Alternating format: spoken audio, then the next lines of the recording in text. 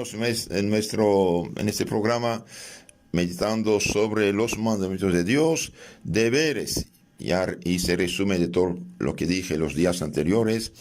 Ahora queda un tema importante, peligroso, es de todos los que tienen autoridad en la familia, en la fábrica, en la oficina, en la escuela, en la iglesia, todos los que tienen autoridad, que mandan, tienen obligaciones frente a Dios. ¿Por qué? Porque todo poder viene de Dios y debe ponerse al servicio del bien común. San Pablo lo dice, Romanos 13, 1, 7. Todo poder viene de Dios y se debe respetar las autoridades como Dios manda. Pero todo poder viene de Dios y debe ponerse al servicio del bien común. Por ejemplo, una persona que abusa de su puesto porque tiene un pequeño puesto, no sé, una fábrica, no sé qué, que trata a los trabajadores como si fueran esclavos, esto no es cristiano. Esta persona va a hacerse enemigos. Por ejemplo, San Antonio María Claret, cuando era supervisor en la fábrica de su padre, vigilaba los trabajos hechos en textil, y dice, él tenía un compañero supervisor también.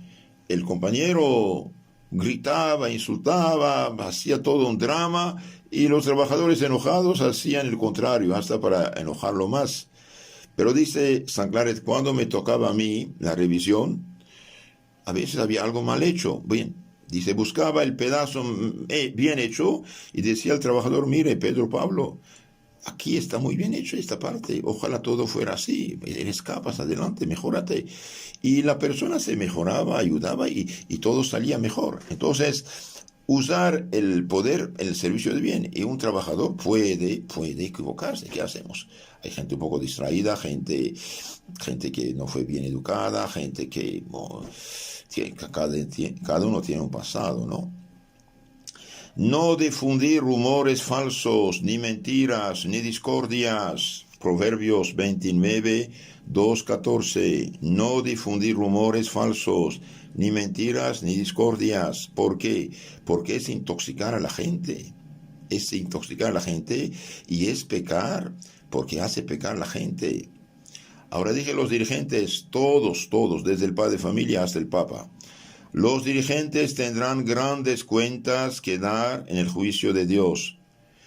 Queridos hermanos, pensamos en el juicio de Dios. Un día tenemos que morir, tarde o temprano. Esto es un hecho, no podemos negarlo. Y bien daremos cuenta, como dice el Evangelio, de nuestra administración. Y hay en la Biblia unos versículos realmente muy importantes para ayudarnos a salvarnos y a usar bien el poder. Por ejemplo, cuando San Luis, rey de Francia, era niño, su madre Blanca de Castilla le dijo, mire, hijito Luis, sí mamá, ¿sabes que te quiero? Sí, claro que sí. Mire, te quiero mucho, pero prefiero verte muerto antes que hacer un pecado mortal. Prefiero verte muerto, hijo mío, antes que verte cometer un pecado mortal. Y bien, este consejo de su madre ayudó muchísimo a Luis. Y él dijo, cuando era rey, sí, tuve tentaciones, tuve ganas de hacer pecados, maldades. Y bien, dice, este consejo de mi madre me venía al oído y me frenaba.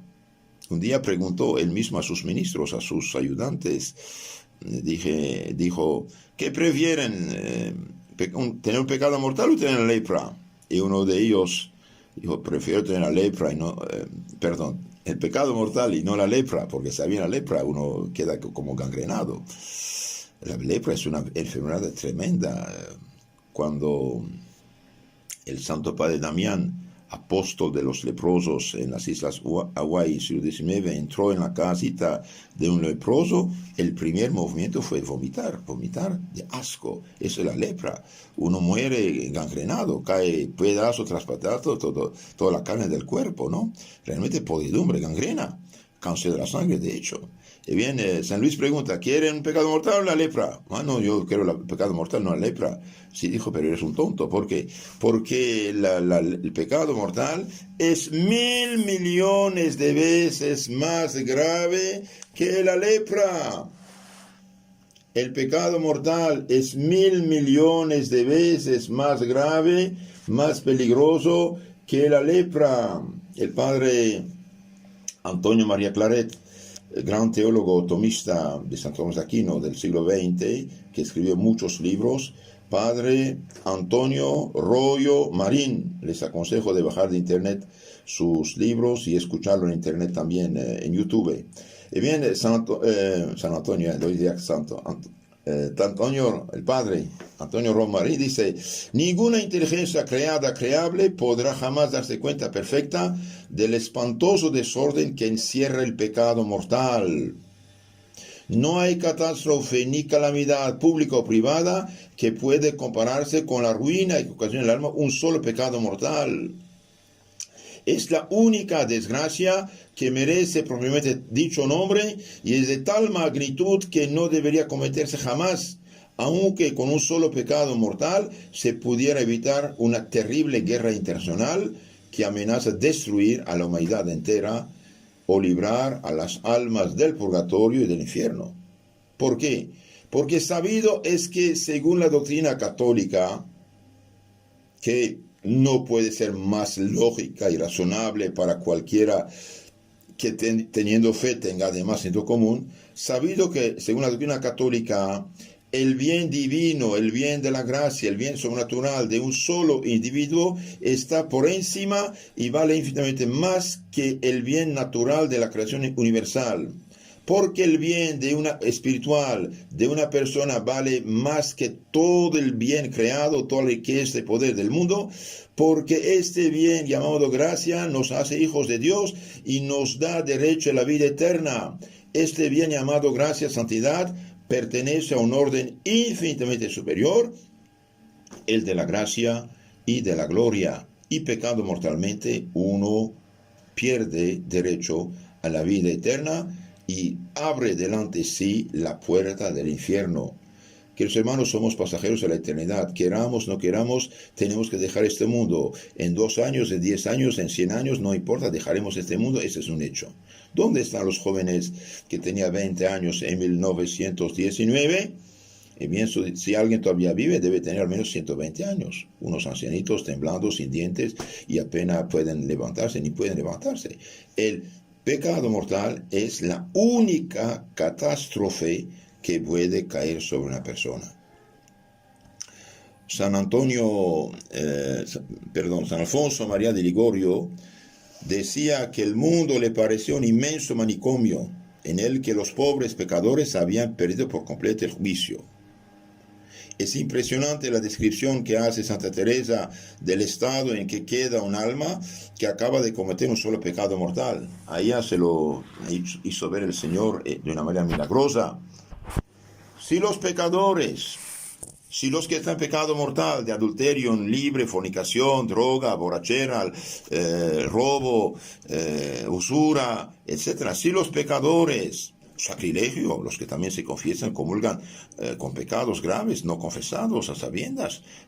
Si los pecadores supiesen en qué peligro están al ser pecado mortal, no sería posible, dice Santa Teresa, no sería posible a ninguno pecar, aunque se pusiese a mayores trabajos que se puedan pensar por huir de las ocasiones del pecado. Este está en su libro Las Moradas. Entonces, queridos hermanos, el pecado mortal es peligroso y por desgracia cuando uno tiene un poco de poder, dije hasta el padre de familia que se comporta como un tirano con su esposa, con sus hijos, un pequeño funcionario, un pequeño, ¿cómo se llama?, jefe, una fábrica, una escuela. Y cuidado, los que tienen autoridad tendrán grandes cuentas que dar en el juicio de Dios. Usemos todo por Dios, según la ley cristiana, moral y mandamientos, y como San Luis, en lugar de condenarnos, llegamos al paraíso. Imagínense un Calígula, un Nerón, un Stalin, no sé, esta gente que usó y abusó del poder, pobres almas, ¿ahora dónde están? ¿Y qué ganaron? Bien, ¿qué dice la Biblia acerca de esto? Entonces, oíd pues, reyes, y entended, aprended jueces, estad atentos los que gobernáis multitudes, porque del Señor habéis recibido el poder, del Altísimo la soberanía. Él examinará vuestras obras y sondeará vuestras intenciones. Sí, como ministros que sois de su reino. Y esto vale por los obispos, sacerdotes y cardinales, el mismo Papa.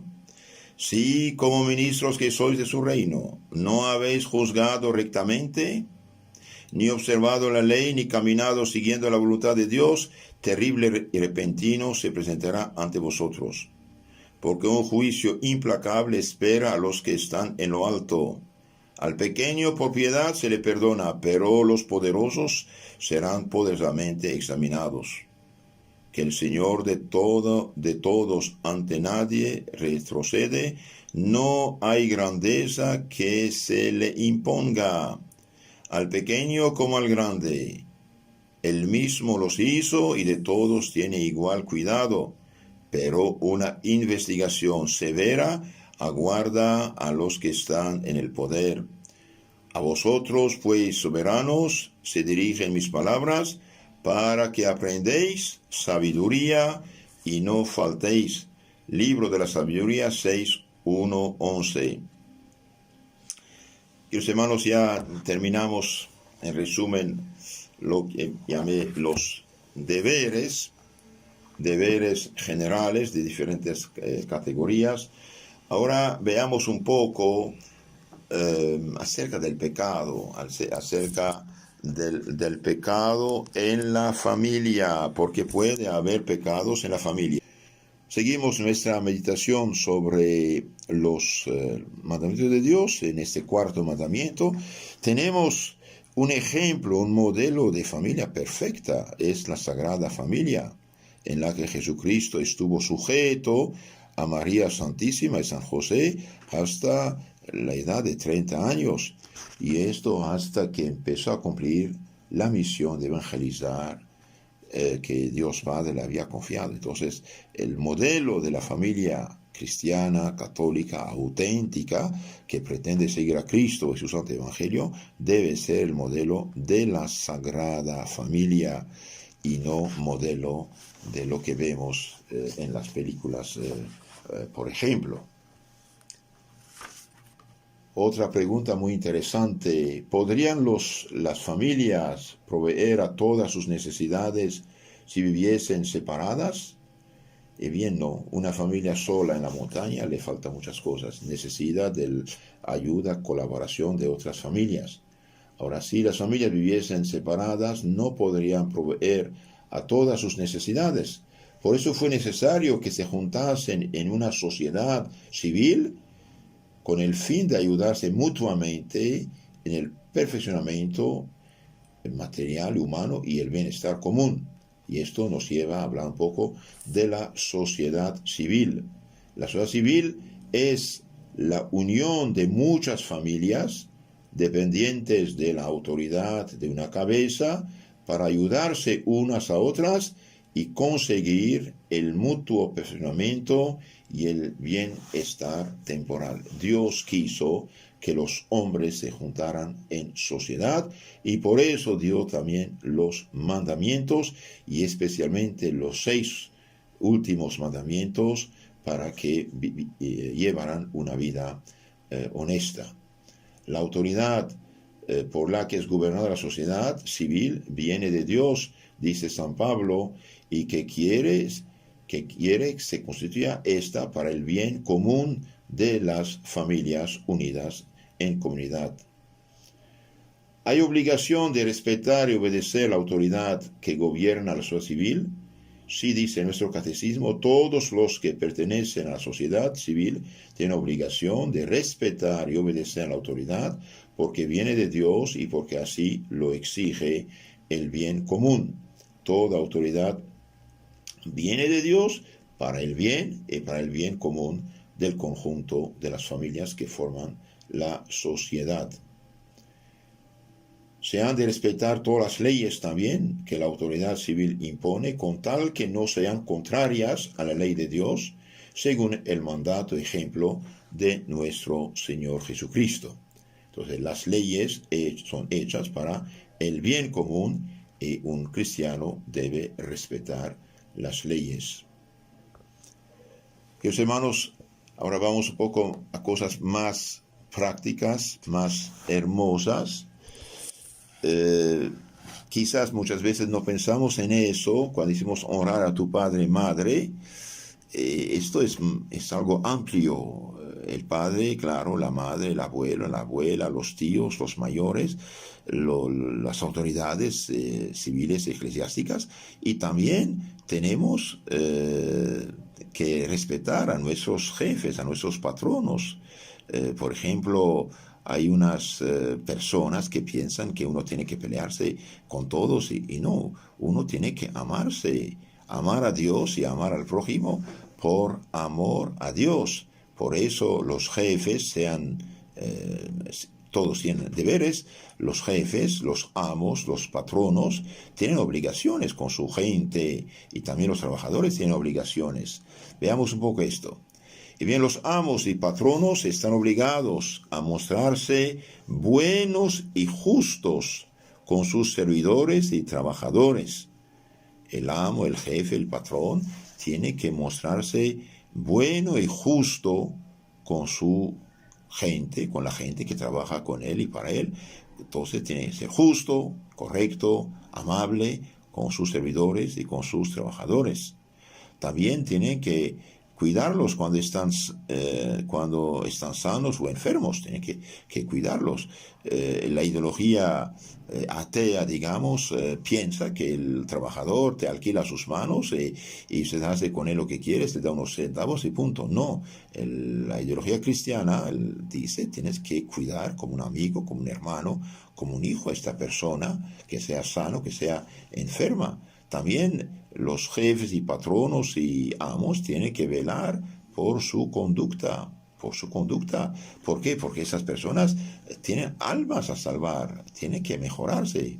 Un día tenía un amigo, me presentó sus trabajadores, les hablé, les di una charlita sobre la fe católica y después les aconsejé a acercarse a Dios, a rezar. Dice, pero no tenemos tiempo de rezar. Dije, mire, reza una Ave María por día al menos, son 30 segundos. Y bien al cabo de 2-3 meses todos vinieron a confesarse y a comulgar y recibir cuerpo de Cristo, que es prenda de gloria eterna. Entonces los patronos deben velar no solamente sobre su conducta, también cuidar de que sirvan a Dios y de que se instruyan en las verdades de la religión cristiana auténtica, que es la católica.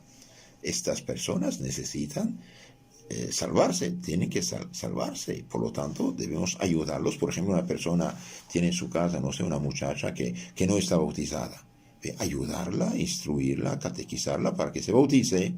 Otra tiene una mujer, una trabajadora que no está confirmada o no está casada por la iglesia, ayudarlos para que se confirmen, se casen por la iglesia y reciben los santos sacramentos para que puedan salvarse. Entonces el cristiano no solamente tiene trabajadores, pero también tiene trabajadores como hijos. De hecho, de ahí viene la palabra padrino o madrina, que en los primeros siglos ayudaban a su gente, en general gente de clase de los esclavos, los ayudaban, los presentaban al bautismo y después los consideraban como hijos suyos.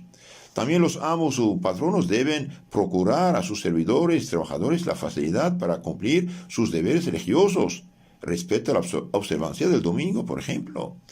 Hacer trabajar a alguien todo todo el domingo, todas las horas del domingo, impedirlo de santificar el día del Señor y en la misa, eso no es correcto, no es justo. Deben ayudarlos a cumplir con sus deberes cristianamente. También deben ayudarlos en la abstinencia. Por ejemplo, los viernes no se come carne normalmente, no debería comerse, y especialmente en la cuaresma, y bien, en este caso no deberían tener carne ahí donde comen.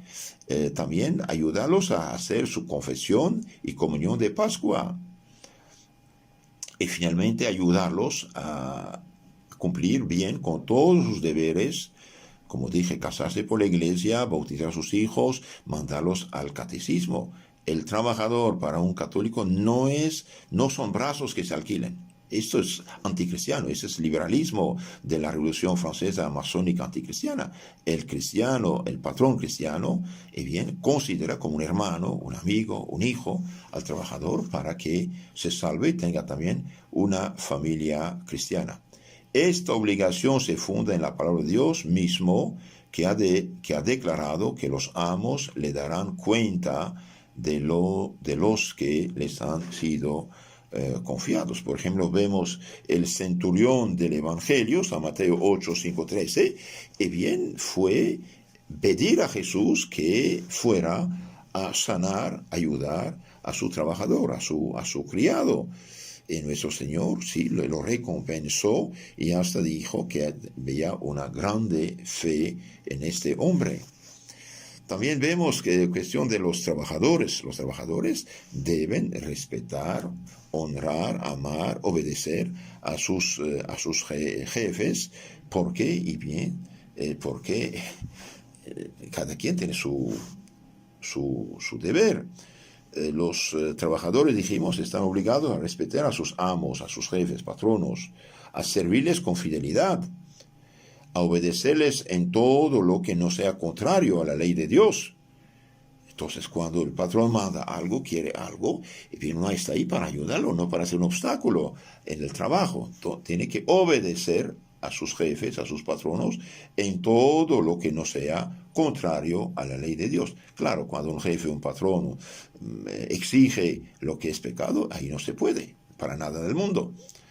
También los trabajadores deben mirar a sus amos como los representantes de Dios y obedecerles en conciencia, como dice San Pablo, como a Dios mismo. Vemos, por ejemplo, en la Biblia un caso muy extraordinario. Eliezer, el criado de Abraham, con fidelidad extraordinaria, fue buscar una novia para Isaac y traerla y entregarla a su amo. Entonces, los mandamientos de Dios son importantes, y este cuarto mandamiento, por desgracia, debido a que no se respeta, muchos ya ni idea tienen. ¿Por qué? Y bien porque tienen ideas falsas en la cabeza. En el pasado cristiano, cuando la gente estaba bien formada, realmente había paz, había concordia, había caridad en la familia. ¿Por qué? Porque cuando cada uno cumple con su deber, bien cumple con los derechos ajenos. Esto también es sumamente importante. Cuando uno cumple con sus deberes, cumple con los derechos ajenos.